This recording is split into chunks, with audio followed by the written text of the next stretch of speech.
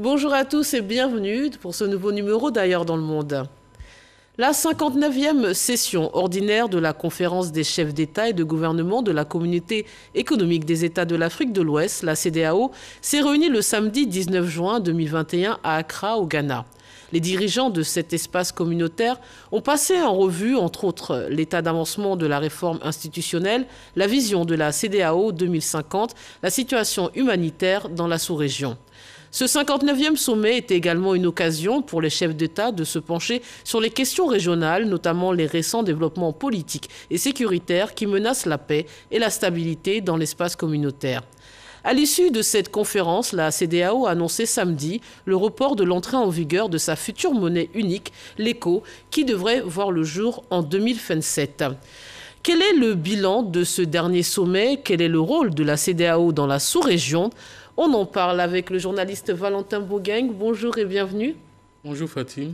Et le politologue Dr William Maglonon. Bonjour et merci d'être présent. Bonjour Fatim, merci. Messieurs, la CEDEAO est régulièrement citée dans différents dossiers qui touchent le continent, à la fois d'ordre politique et économique. Finalement, quelle est la principale... quel est finalement l'objectif principal de cette institution communautaire? Disons que l'institution a été créée il y a 46 ans, en 1975, et l'objectif principal à l'époque, c'était donc d'encourager, de promouvoir en tout cas la coopération et l'intégration régionale au sein donc, de l'ensemble ouest-africain. Par la suite, il y a eu des développements qui ont été plus des développements sous pression que des développements par anticipation.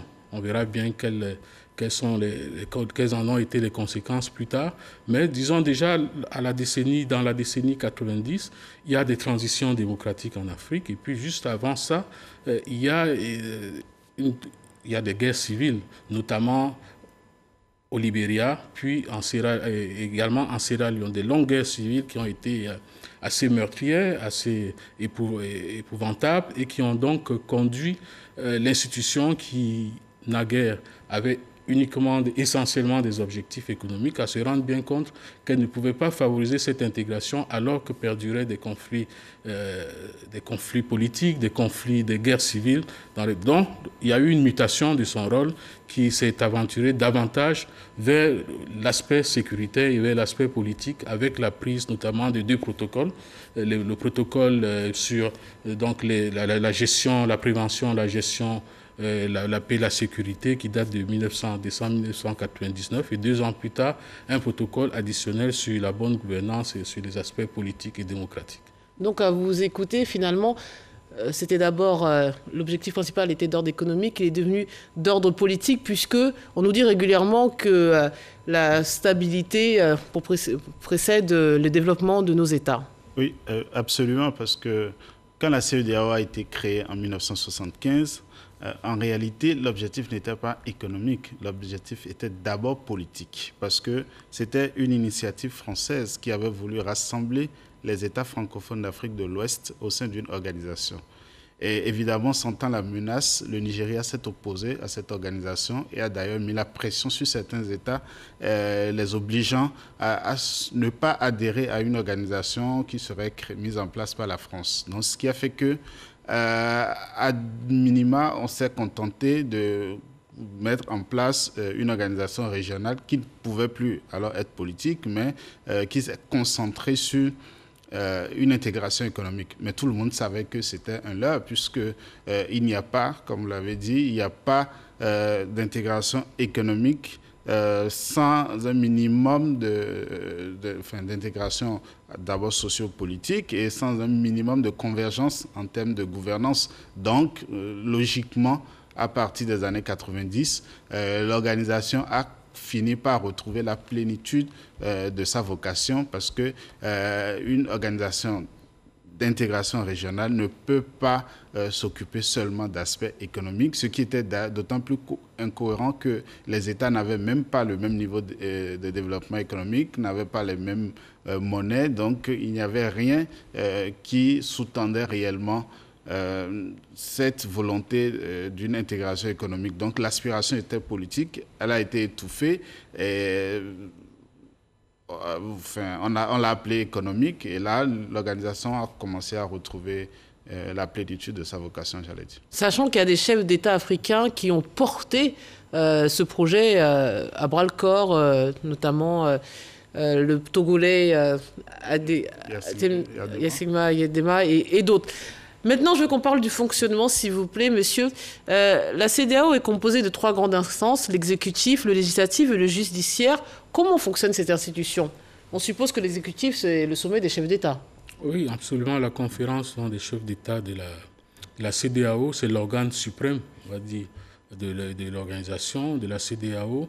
C'est son organe exécutif. C'est comme dans un État, vous avez donc une instance suprême qui est la présidence de la République. Ça joue un peu ce rôle.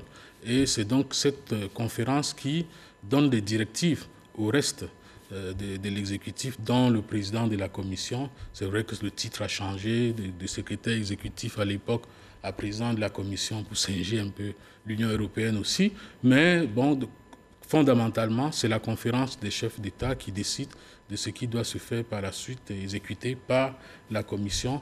Et bon, le semblant de fonctionnement crée aussi un organe législatif, mais dont on sait très bien la portée limitée. Le Parlement ? Le Parlement. Et puis le système judiciaire aussi, qui n'est pas admis encore par tout le monde. On voit bien que ces décisions sont très souvent litigieuses ou en tout cas controversées et rejetées par d'autres États, sans qu'il y ait de conséquences graves dans le fonctionnement de l'institution et dans la vie de tous les jours, ce qui fragilise naturellement ces institutions à la fois législatives et judiciaires et donne une prépondérance donc à la conférence des chefs d'État, organe exécutif. Sur le fonctionnement. Oui, je pense que tout a été dit, parce que en fait, c'est un peu du mimétisme du fonctionnement d'un État. On veut faire comme si c'était un fédéralisme. Or, nous sommes dans un statut juridique plus ou moins bizarre, parce qu'il n'y a pas aucun État ne renonce à sa souveraineté, et ce qui rend d'ailleurs le fonctionnement complètement problématique, dans la mesure où vous avez 15 chefs d'État qui sont chacun jaloux de leur souveraineté, chacun tient à ses prérogatives, et ces chefs d'État sont censés donner une orientation, une vision à la commission qui est chargée, elle, d'exécuter les décisions. Évidemment, la conférence des chefs d'État ne peut pas bien fonctionner parce que vous avez 15 États, 15 volontés de puissance, 15 aspirations différentes, 15 visions de la... avec une présidence tournante, est-ce que ça n'atténue pas, ou en tout cas, il y en a un qui sait que durant une année, il sera peut-être plus mis en avant ou peut-être plus écouté que les autres?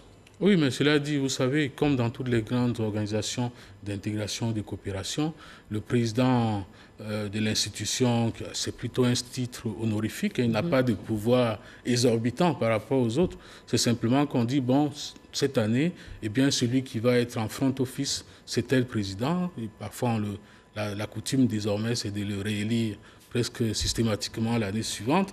Mais bon, je veux dire qu'il n'y a pas de prérogative personnelle.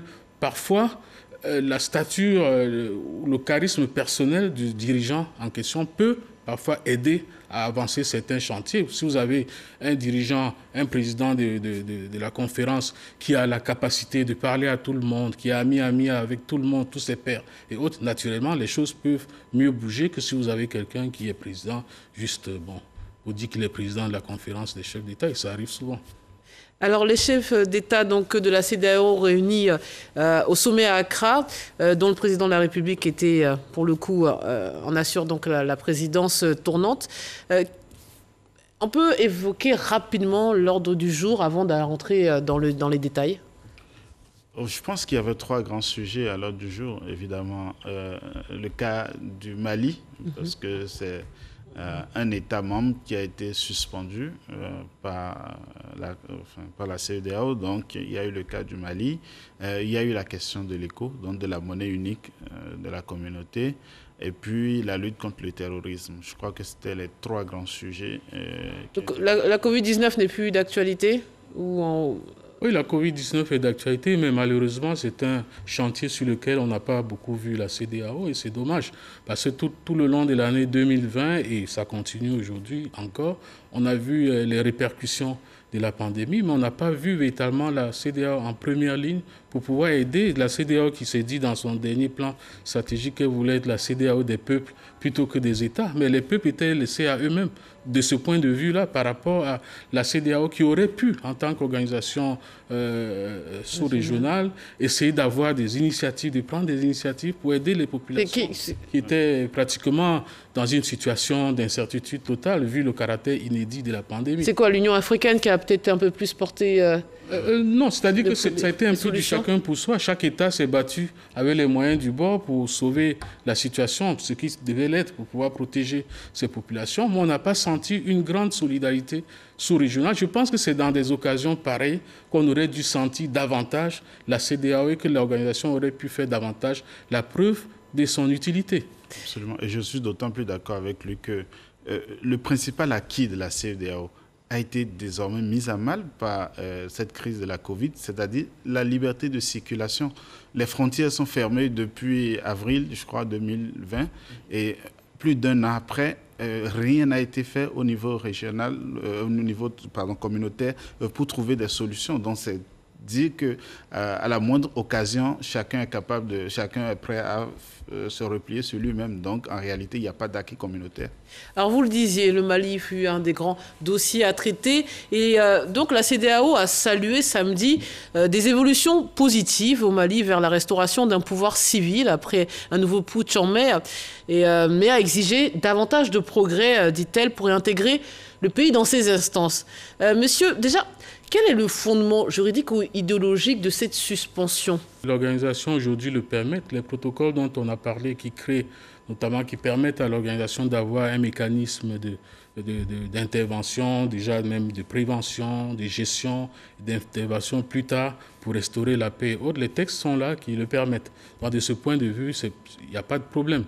Là où il y a un problème particulier, s'agissant précisément de la situation malienne, c'est que c'est un cas emblématique de l'échec de la CEDEAO. Parce que la CEDEAO a perdu la face dans cette histoire, à 2 reprises au moins, sur le Mali. D'abord, la première fois, c'est lorsqu'il y a eu le premier coup d'État. Contre Ibrahim Keïta. Non, même pas contre IBK, contre ATT. Ah oui, en 2013. Alors, le pouvoir qui s'installe, tout le monde a dit non, bon voilà, les textes disent pas de changement anticonstitutionnel de gouvernement, alors on applique la panoplie des mesures décidées. Alors, il faut aller aux élections. Il y a eu une précipitation. Je suis désolé de le dire, mais comme un sabotage par la suite du processus, parce qu'on aurait aidé davantage le pouvoir à s'installer, fut-il militaire, mais qui était bien acclamé à son avis, on l'aurait aidé à s'installer, à créer les bases pour des élections véritables, des bases pour le changement sociétal véritable, qu'on aurait davantage avancé. La preuve, on a été dans la précipitation. Eh bien, les leaders politiques qui étaient les plus connus avant le coup d'État ou les plus fortunés, en tout cas, ou les plus à même de réunir des coalitions, les moyens d'entretenir des coalitions ont émergé. C'est de là qu'est partie la présidence d'IBK. Et tant bien que mal, ça a fonctionné comme ça. Par la suite, quand il y a eu le coup d'État contre IBK, bon, voilà la CEDEAO qui s'active encore, un peu comme médecin après la mort, arrive sur le champ, tout est déjà pour acter en fait une situation qui lui échappe désormais. Et quand il y a le deuxième coup d'État dans le coup d'État contre IBK, eh bien, qu'est-ce que la CEDEAO fait par la suite? On l'a vu avec le communiqué final, donc on entérine en fait la situation en se voilant à nouveau la face pour dire non, on met en place un mécanisme de suivi pour s'assurer que des élections vont se tenir en février 2022. En tout cas, est-ce qu'en âme et conscience, on peut penser que de vraies élections se tiennent en février 2022 au Mali et réussissent à sortir ce pays du bout du tunnel? Ça, j'en doute. Alors justement, que sait-on du rapport du fameux envoyé spécial Goodluck Jonathan, qui quand même a été le témoin privilégié de ce second coup d'État qui devait arrêter? Voilà. Donc, encore une fois, est-ce que, certains le disent, que les envoyés spéciaux de la CEDEAO, finalement, ce sont des postes honorifiques pour placer d'anciens présidents? Quel est l'intérêt de ces envoyés spéciaux. Oui. Et puis, que sait-on du rapport qu'il est censé nous avoir apporté pour nous dire ce qui se passe sur la situation malienne? Alors, je pense que sur le rapport, on n'en sait pas grand-chose. Enfin, moi, je n'en sais pas grand-chose. C'est pas à nous qu'il est destiné. Voilà. Mais par contre, effectivement, depuis le traité revisité de 1993, je pense que l'organisation essaie de trouver un équilibre entre les principes et la réalité. Et justement, elle a du mal à concilier les principes et la réalité parce que le texte de 93 était très ambitieux. Enfin, c'était la période des revendications démocratiques. Donc, on a fixé les principes d'accession, de mode d'accession au pouvoir, de sorte que l'organisation est amenée à suspendre tout État ou tout régime qui serait parvenu au pouvoir de façon, entre guillemets, non démocratique, etc. Donc, je pense qu'il y a un certain nombre de principes qui ont été mis en place. Le problème, c'est comment est-ce qu'on arrive à trouver le juste milieu entre ces principes et la réalité dans des contextes particuliers. Parce que lorsque vous prenez la situation du Mali, et comme l'a si bien démontré Valentin, ça fait longtemps que ça dure. Mais est-ce que la CEDEAO a eu un plan depuis près d'une décennie? Est-ce qu'il y a eu un plan de la CEDEAO pour le Mali? On n'a pas eu de politique, on n'a pas eu de plan. La CEDEAO est restée juste dans une posture de censeur. C'est-à-dire, elle prend acte, elle fait semblant de punir, mais comme elle ne peut pas réellement punir, elle suspend. Mais on sait que c'est des suspensions qui n'ont pas réellement d'effet sur les États. Donc, ça fait que l'institution perd un peu en crédibilité parce qu'elle ne prend pas peut-être la peine de régler les problèmes en profondeur. On est toujours dans la gestion en urgence. Mais est-ce que l'une des difficultés de ces institutions communautaires, régionales ou africaines, ce n'est pas que finalement ceux qui s'en sont membres, eux aussi ont potentiellement l'épée de Damoclès sur la tête et pourront eux aussi se retrouver à être sanctionnés? Est-ce qu'il n'y a pas cet effet miroir qui freine les élans des uns et des autres? Les organisations sous-régionales de coopération, la CEDEAO, comme la CEDEAO, ne peuvent être qu'à l'image de leurs États respectifs. Ce sont ces États mis ensemble qui donnent du pouvoir donc à l'organisation. Et les limites de ces États, à l'intérieur de ces États, se reflètent également au sein de ces organisations. Ce ne sont pas des organisations issues du néant. Elles ne naissent pas ex nihilo. Elles s'appuient sur l'existant qui est les pratiques qui est la pratique démocratique au sein de chacun des États, l'appareil sécuritaire, tout part de là. Parce que même quand on aborde la question lorsqu'on regarde le bilan très mitigé de l'organisation, on se rend bien compte que ces méthodes de gestion et autres, c'est pratiquement à l'image de ce qui se passe dans les États. Aujourd'hui, il y a un projet de réforme, je me demande quand est-ce qu'il va aboutir, mais bon, on a mandaté le président ghanéen pour le faire aboutir aujourd'hui, le projet de réforme institutionnelle qui essaye justement d'aller plus loin dans la gouvernance même de l'institution, réduire les postes inutiles, en tout cas réduire le fonctionnement et rendre l'organisation plus opérationnelle. Parce qu'on se rend bien compte qu'à 15 commissaires et autres, avec des structures très bureaucratiques, eh bien, on n'a pas avancé. Aujourd'hui, on essaie de faire avancer, mais pour revenir à votre question, eh bien, c'est à l'image de comment nos États sont gérés et à l'image des challenges que doivent justement relever nos États aujourd'hui en matière de meilleure gouvernance pour aboutir donc à des résultats meilleurs, que ce soit en termes de développement économique, que ce soit en termes de paix et de sécurité. Alors, quelles sont finalement les conséquences d'une suspension? Je pense que beaucoup de téléspectateurs n'ont pas conscience. C'est quoi être suspendu en étant un Malien aujourd'hui, être suspendu de la CEDEAO? Comment on le subit, comment on le vit? Alors, le président malien, la première conséquence, c'est que le président malien ne participe plus à la conférence des chefs d'État. Les commissions ne sont pas pays, même si chaque pays envoie un commissaire.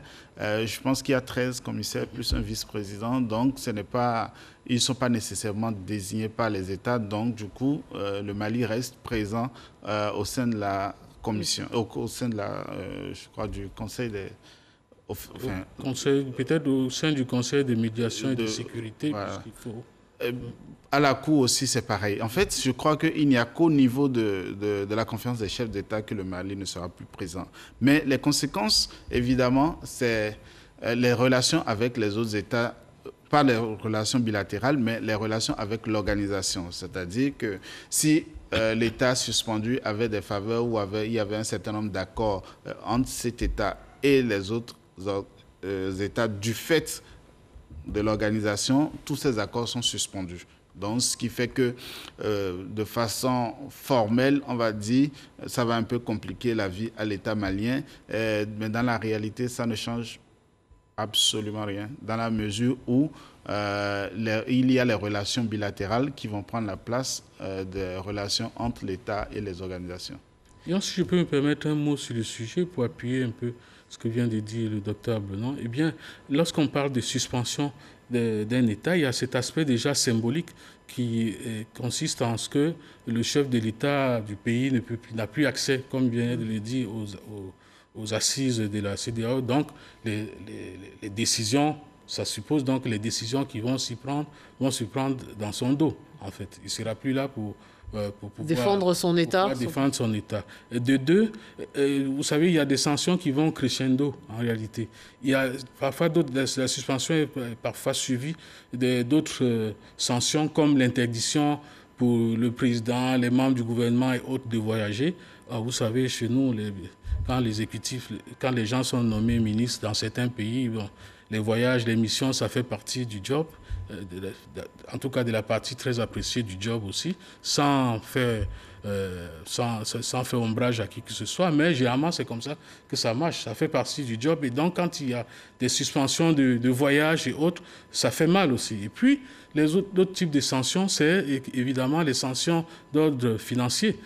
Si on arrive au stade où on interdit par exemple qu'il y ait des flux financiers avec ce pays et autres, il y aura des conséquences graves, mais encore une fois, ce seront des conséquences davantage pénibles pour les populations qui auront à subir donc parfois le renchérissement des produits, parce que vu l'état l'état de gestion de nos frontières, eh bien lorsque on ferme un poste officiel, il y a plusieurs postes officieux par où on passe, et naturellement les rémunérations des trafiquants et autres sont en hausse, et le peuple souffre davantage. Donc à partir du moment où il y a les sanctions vont crescendo, et là on peut craindre donc une asphyxie économique du pays. Et puis un dernier point sur le sujet, c'est que quand on suspend un pays, ça dépend aussi des capacités, de la taille du pays, de sa capacité économique. Si vous suspendez un grand pays qui n'a pas besoin en réalité du reste, c'est comme si aujourd'hui on suspend le Nigeria, ça ne changerait rien du tout. Ça ne change rien parce que le pays paye 70% du PIB de toute la sous-région. Eh bien, ça dépend aussi. Mais maintenant, c'est différent lorsqu'il s'agit d'un pays enclavé comme le Mali qui dépend pour ses importations des ports des autres pays. Et si ces pays-là ferment leur port d'entrée, eh bien, ça commence à être compliqué. Alors, je pense peut-être qu'on exagère aussi le mot suspension qui est un peu... qui ne reflète pas nécessairement la réalité, parce que la suspension aurait signifié que les affaires du Mali n'intéressent plus la CEDEAO, alors qu'aujourd'hui c'est la préoccupation principale de la CEDEAO. Donc suspension ne veut pas dire mise exclusion. à l'état, ne signifie pas exclusion. Suspension, c'est juste que désormais on va décider à votre place, mais ça ne veut dire que vous restez quand même des nôtres. Donc je pense que il n'y a pas grand-chose à craindre pour le Mali actuellement. On va s'intéresser à l'autre sujet qui était aussi sur la table, ce 19 juin. Les chefs d'État donc, de la CEDEAO ont décidé d'une nouvelle feuille de route pour l'adoption de la monnaie unique et un nouveau délai de 5 ans à partir de janvier 2022, donc qui repousse à 2027 la création de l'ECO. Messieurs, pour quelle raison ? Je suppose qu'on va nous dire que c'est la Covid-19. Non, c'est pas là, sur ce sujet-là, c'est pas tellement la Covid-19. Vous savez, c'est un serpent de mer, la question de l'éco. Ça date, vous savez, de quand ? Depuis le milieu des années 80, qu'on parle de la monnaie unique, l'éco de la CEDEAO et autres, c'est depuis le milieu des années 80. Et chaque fois, lorsque l'échéance approche, eh bien, on reporte. Pourquoi ? Oui, mais parce qu'il y a des problèmes d'abord de fond. qu'il faut régler. Et puis il y a le problème en surface qui est celui de la rivalité des États qui persiste. C'était déjà à l'origine de l'organisation, comme l'a souligné tout à l'heure William. C'était déjà à l'origine là, il y avait des rivalités entre les chefs d'État. Et aujourd'hui, davantage, on sent que ces rivalités sont toujours là. Vous avez un bloc qui se dit, mais pourquoi l'ECO, pourquoi c'est fait de telle façon, le Nigeria veut avoir son mot à dire. Il y a cette donne-là. Maintenant, il y a une donne fondamentale qui est celle des divergences. Aujourd'hui, on parle d'arriver à une sorte de convergence des critères macroéconomiques sur lesquels, parce que vous ne pouvez pas faire une monnaie pour tout le monde comme ça. Il faut une base à respecter.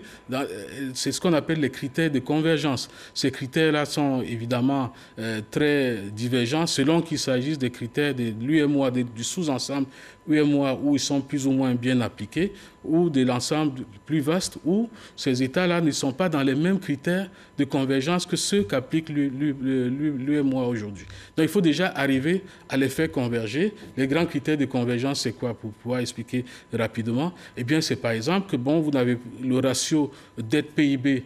Pour l'UEMOA, par exemple, il ne doit pas être supérieur à 70%. Vous avez un taux d'inflation qu'il ne faut pas dépasser. Alors, ce taux doit être en dessous de 3% dans notre zone monétaire de l'UEMOA, mais ce n'est pas le cas dans d'autres zones. Chaque pays, un peu ailleurs, applique ces critères à lui. Donc, il faut déjà arriver à converger les économies, sachant qu'on est dans un sous-ensemble où vous partez du Grand Nigeria, qui est 70% du PIB de l'Union, jusqu'au Cap-Vert, la Gambie, qui sont des pays qui se cherchent.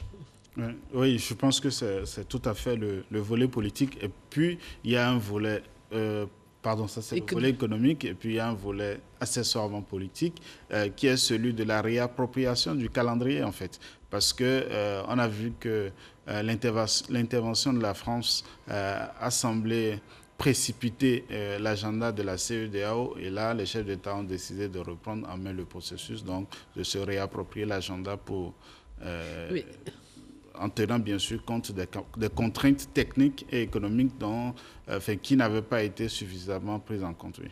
Mais justement, 21 décembre 2019, l'annonce de l'accord entre les présidents Ouattara et Macron avait suscité une très vive réaction de la part du Nigeria et des autres pays non membres de la zone CFA.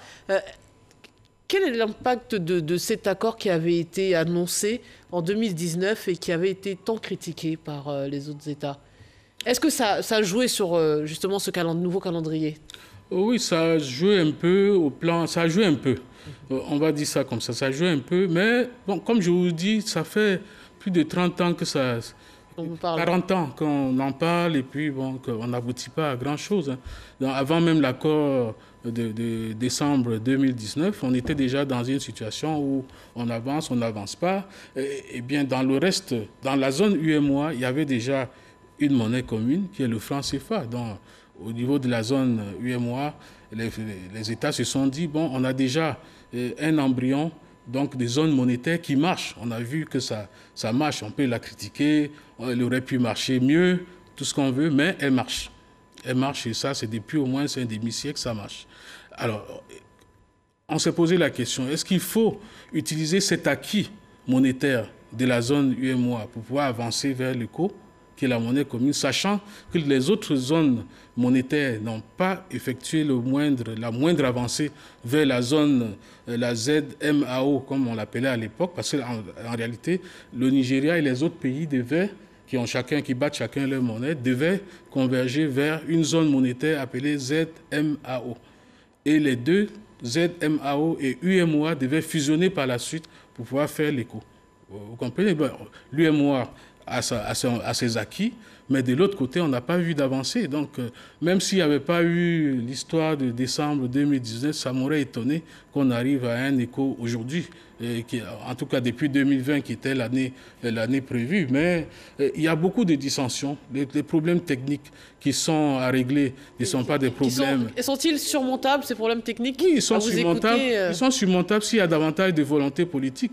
Ils sont surmontables s'il y a des volontés politiques. Pourquoi? Parce qu'il faut que tous les États, quand on est dans une zone monétaire, dans un ensemble sous-régional, il y a des avantages qui sont certainement meilleurs pour certains États que pour d'autres.